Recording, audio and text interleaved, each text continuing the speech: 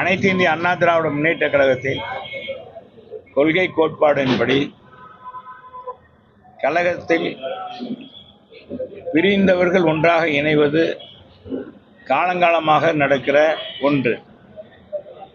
மன வருத்தத்தின் காரணமாகவும் சிலர் தலைவருடைய ரொம்ப நெருக்கத்தின் காரணமாக அவர்களோடு செல்வது வழக்கமான ஒன்று. இது புரட்சித் தலைவர் காலத்திலையும் உண்டு, புரட்சித் தலைவர் அம்மா காலத்திலும் உண்டு, மாண்புமிகு அண்ணன் எடப்பாடியார் காலத்திலும் இன்றைக்கு அதே நிலைதான் நீடித்துக் கொண்டு இருக்கிறது.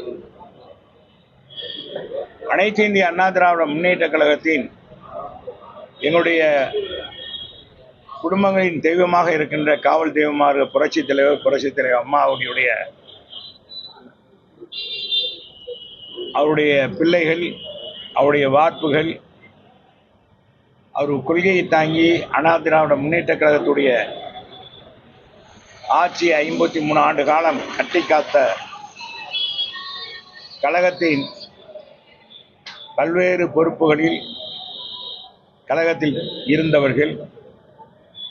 அதே மாதிரி கழகத்தில் பல்வேறு நிலைகளில் இந்த கழகத்துடைய ஆட்சி மலர்வதற்கு 31 ஆண்டு காலம் அண்ணா திராவிட முன்னேற்ற கழகத்துடைய ஆட்சி அமைவதற்கு காரணமாக உழைத்தவர்கள்.